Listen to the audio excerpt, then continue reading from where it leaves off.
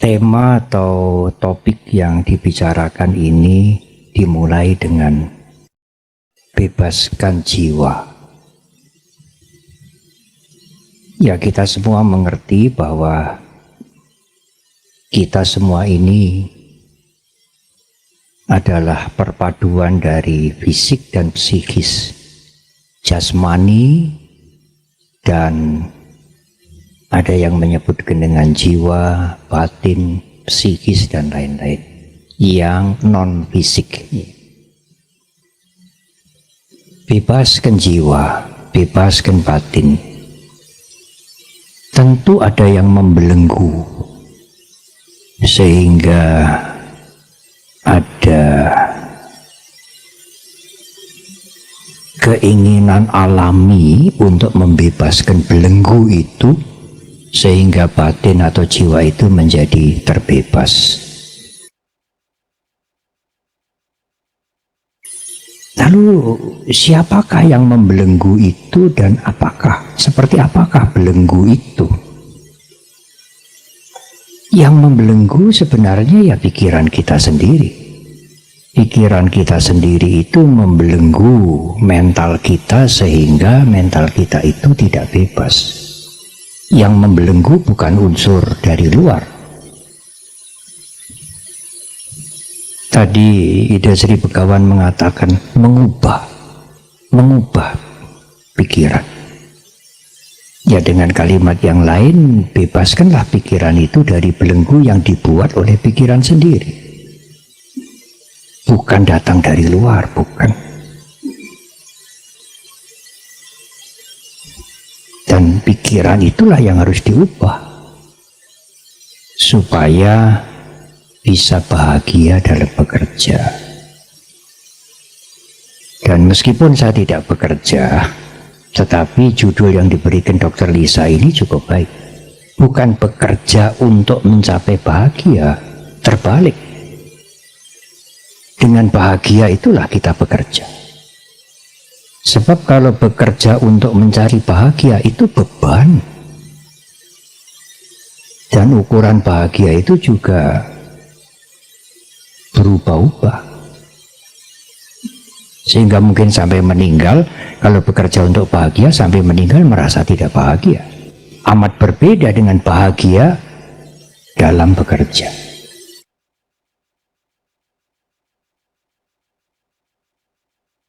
Ada beberapa cerita, selain semoga menarik, tetapi cerita ini mempunyai makna yang sangat baik.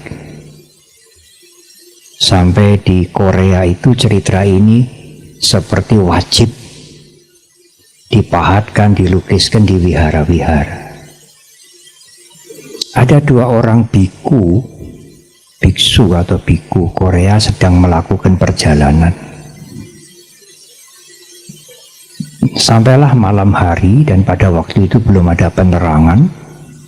Badan sudah sangat lelah, haus. Bukan semacam gua yang kosong. Dia masuk di gua itu dan bersiap akan tidur. Tetapi hausnya ini bagaimana menghilangkan?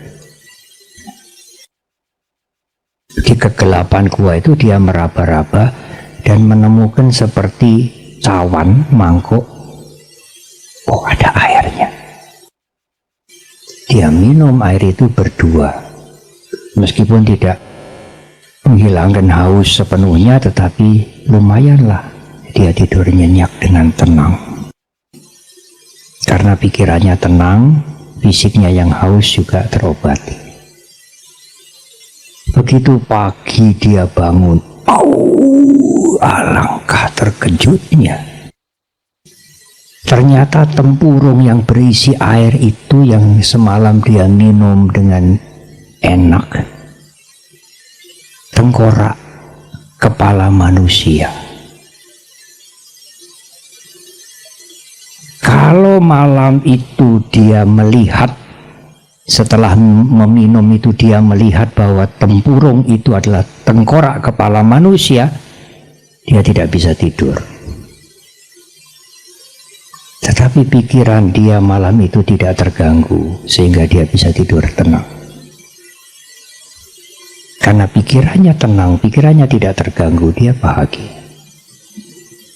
Tapi kalau malam hari itu sebelum tidur dia melihat, ini tengkorak kepala manusia, pikiran dia meracuni dia sendiri, dia akan gelisah sepanjang malam. Cerita yang kedua,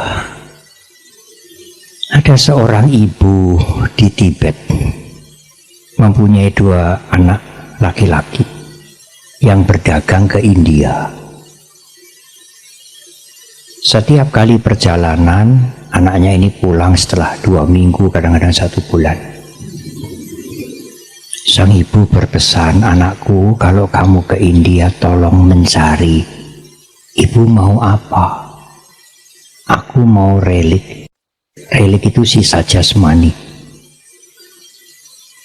Relik siapa ibu? Relik Buddha. Kalau bisa gigi Buddha.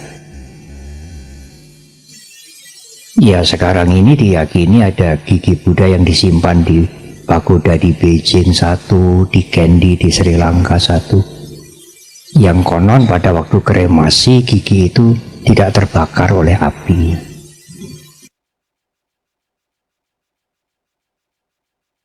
Setelah sibuk berdagang, membeli, berjualan, sang anak pulang, ibunya menagih, aduh lupa.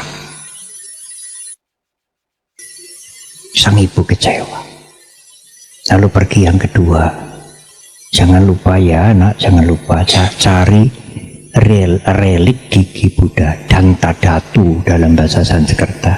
Danta itu gigi, datu itu ya bagian dari gigi. Tapi pergi yang kedua ini dia pulang lupa lagi. Sang ibu bilang, aduh. Nah, kalau nanti pergi ke yang ketiga, zaman dahulu waktu saya masih kecil saya masih ngalami. Tidak ada apa itu HP atau catatan. Ujungnya baju ini loh dibundeli. Ini dibikin bundel. Saya waktu masih kecil masih ngalami, sehingga ini ada janji. Anak itu, 2 anak ini lalu mau pulang. Ibu pesan relik gigi Buddha. Tapi di mana? Relik-relik itu sudah masuk di stupa yang besar-besar itu. Dan stupa di zaman dahulu itu solid. Nggak ada ruangan yang kita bisa masuk di tengahnya. Berbeda dengan stupa yang dibangun sekarang ya. Maaf. Waktu perjalanan pulang itu dia melihat bangkai anjing. Dia ambil gigi anjing itu, dibersihkan, dibungkus dengan sutra yang sangat baik, dimasukkan kotak yang sangat indah dari perak. Kotaknya itu juga dibungkus dengan sutra.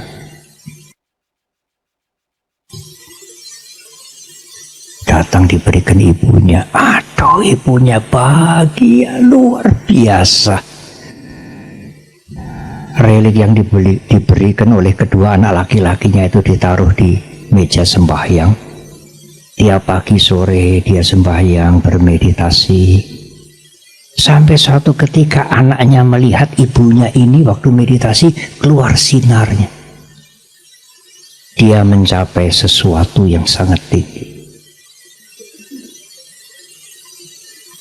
Sang anak feel guilty, merasa menyesal. Suatu hari kedua anak itu memberanikan diri menghadap ibunya. Mohon maaf, mohon ampun, bahwa itu sebetulnya bukan relik Buddha, gigi Buddha. Itu saya pungut dari bangkai anjing di pinggir jalan. Apa kata ibu itu? Nggak soal nak, aku sudah mencapai kebebasan. Pada saat dia mencapai kebebasan, dia tidak memerlukan bantuan-bantuan itu, termasuk yang namanya relik suci. Konsep itu hanya dibuat oleh pikiran. Sang anak mengetahui atau memungut itu dari bangkai, tapi konsep yang dipunyai, pemikiran yang dipunyai oleh ibu itu gigi Buddha. Dan sarana itu membuat dia terbebas pikirannya dari semua mentally defilement, kotoran batin. Dan setelah pikirannya terbebas, dia tidak perlu itu lagi. Ini benda suci, ini tidak benda suci, ini pusaka, ini bukan pusaka. Itu juga hanya conceptual thoughts, konsep yang dibuat oleh pikiran kita sendiri. Dan kita itu dibelenggu oleh konsep-konsep itu.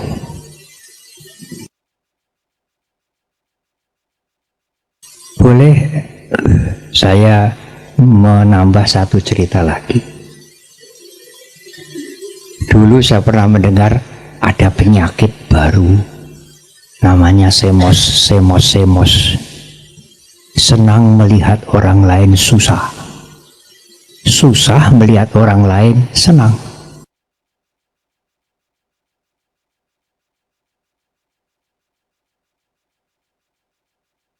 Kalau seseorang diberitahu,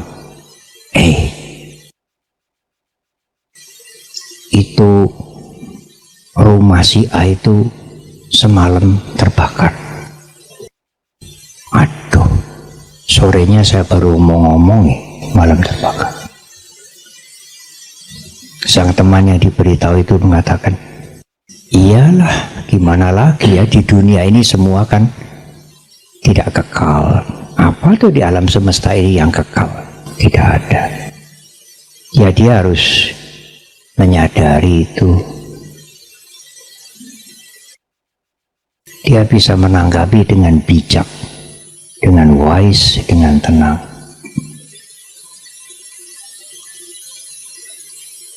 Tetapi suatu ketika kalau rumahnya dia sendiri terbakar, meskipun lebih sederhana, lebih kecil dari rumah temannya itu, bisakah dia bijak seperti itu? Ya, memang dunia ini tidak kekal. Rumahku terbakar, tidak bisa. Jadi yang membuat seseorang sedih, susah, itu karena rumahnya terbakar? Tidak. Karena orang ini tidak susah terhadap rumah temannya yang terbakar. Tapi kalau rumahku terbakar, nah itulah penderitaan, suffering. Jadi yang menjadi masalah itu bukan rumahnya yang terbakar, rumah yang terbakar, kunya itu. Kalau mobil teman yang baru masuk selokan, masuk jurang, tabrakan, ya harus hati-hatilah kalau berlalu lintas.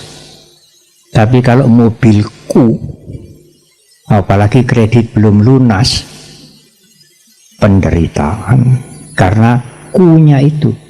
Jadi dia menderita itu karena mobilnya rusak, tidak karena akunya yang melekat pada mobil itu. Kalau akunya tidak melekat pada mobil temannya, dia tidak menderita. Tetapi sang aku melekat pada mobil dia, maka dia menderita. Oleh karena itu, sebenarnya belenggu yang paling halus sekali dan paling berbahaya membelenggu pikiran kita ya aku. Tapi apakah tidak boleh, Bante, kita mengucapkan ini milikku, ini pulpenku, ini pekerjaanku? Boleh. Itu diperlukan dalam konteks bersosialisasi, berkomunikasi. Tetapi kalau kita ingin membebaskan pikiran kita dari belenggu yang sangat hebat itu dan halus tetapi sangat berbahaya itu, gunakan kata-kata aku dengan awareness, dengan kesadaran bahwa aku ini sengaja Saya gunakan aku ini hanya untuk berkomunikasi. Tidak ada aku yang sebenarnya. Saya merasa ini badanku, aku sedang bekerja. Itu ulah pikiran semua. Kalau pikiran berhenti bermeditasi saat-saat tenang, aku itu juga lenyap. Saat kita tidur nyenyak, aku itu juga lenyap. Kamu kayak babi. Dia tidak mendengar, dia tidak ada reaksi apa-apa. Tapi begitu dia mendengar, aku babi, timbullah masalah. Siapa yang membuat masalah? Tanggapan pikirannya sendiri terhadap konsep itu. Ada satu guru meditasi mengatakan, kalau engkau dikatakan anjing, lihatlah ke belakang, apakah engkau punya ekor? Tidak, guru. Ya sudah, kamu bukan anjing. Selesai tuh. Karena aku ini manusia, aku ini bukan anjing. Nah, itu yang membelenggu Anda, menimbulkan kemarahan, kejengkelan, kebencian, kekejaman, dendam, dan lain-lain. Ini anakku, apa tidak boleh, Bante? Oh, ini masalah yang tidak mudah. Boleh, tetapi hati-hati. Biasanya orang tua itu dengan kalimat yang agak jelas ya, lebih kejam kepada anaknya sendiri ketimbang anak orang lain. Kalau anak orang lain kurang ajar, berbuat salah dan lain-lain, seseorang itu masih kalau memperingatkan, kalau menasehati harus hati-hati. Ini anak orang lain. Tapi kalau anaknya sendiri tidak peduli. Karena anakku harus sesuai dengan citraku, harus menjaga namaku, harus tidak boleh mencoreng aku. Kukunya itu menimbulkan kebencian, kemarahan, kejengkelan, keserakahan, dan lain-lain. Jadi sebetulnya yang membelenggu mental kita, jiwa kita itu ya kita sendiri. Bukan ada kotoran dari luar yang nemplek kemari, ya bukan.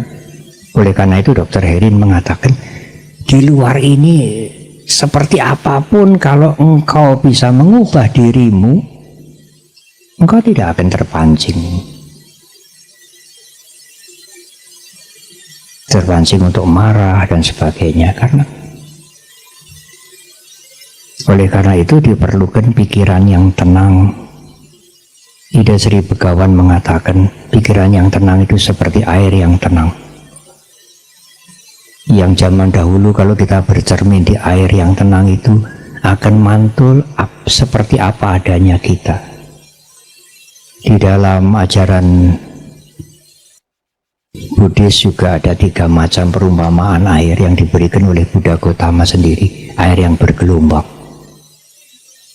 air yang keruh, yang hitam, ya.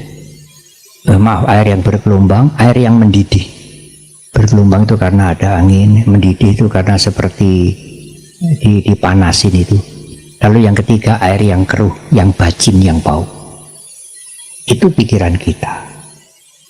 Jadi kalau air itu tidak bacin, tidak mendidih, tidak bergelombang tenang, bukan persoalan dia orang kaya atau tidak kaya, orang sedang-sedang atau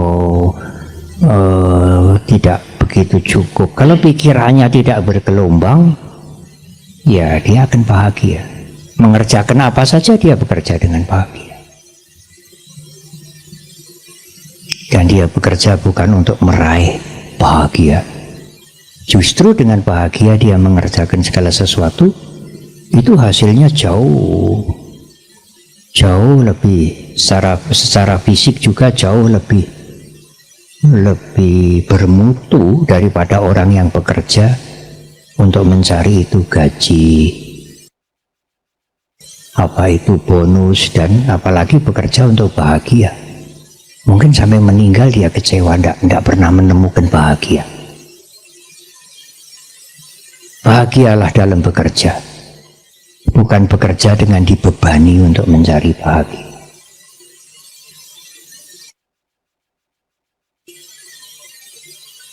Mungkin nanti ada pertanyaan-pertanyaan yang bisa membuat pembicaraan ini menjadi lebih panjang. Tetapi itulah yang ingin saya sampaikan. Jangan berambisi mengubah dunia. Ya tentu kita mempunyai tujuan-tujuan tertentu, membuat masyarakat menjadi lebih baik, lebih sederhana, lebih sejahtera. Tetapi suatu saat usaha-usaha itu mungkin dalam bahasa Jawa mentok, ya, tidak bisa lagi. Pada saat itulah tiba waktunya kita harus mengubah diri kita. Kalau Anda tidak pernah punya latihan mengubah diri Anda penasaran terus, ingin mengubah yang di luar terus. Padahal masalahnya itu ada pada pikiran kita. Izinkan saya menutup dengan satu cerita tambahan. Agak sederhana, atau sederhana sekali, dan mungkin sedikit kasar. Seekor anjing yang tidak pernah tenang. Dia berada di bawah meja ini gelisah, pindah ke sudut sana gelisah, pindah sudut situ gelisah, keluar gelisah. Seolah-olah tidak ada tempat yang nyaman. Sebetulnya yang membuat anjing itu tidak nyaman bukan tempat-tempat ini. Karena di kepalanya ini ada koreng, dan korengnya itu ada, bahasa Jawa singgat, ada belatungnya. Belatung yang ada di koreng anjing itu yang membuat anjing itu tidak tenang. Ya kemana-mana kalau belatungnya tidak dibuang, ya dia tidak tenang. Kalau Anda tidak bisa memanage pikiran Anda, tidak bisa membebaskan pikiran Anda dari yang kasar, keserakahan, iri hati, kebencian, kemarahan, sampai yang paling halus, keakuan, kalau itu tidak dieliminasi, tidak dikurangi, ya nggak ada bedanya kehidupan ini. Yang kaya, yang sedang-sedang, yang pria, yang wanita, ya problem terus menerus, tidak pernah berhenti, tidak pernah tenang. Ya, maaf, terima kasih. Apa ini? Karena sebetulnya problem itu ya, defilement itu, kotoran itu ya pikiran kita yang menciptakan sendiri. Matur nuwun, terima kasih.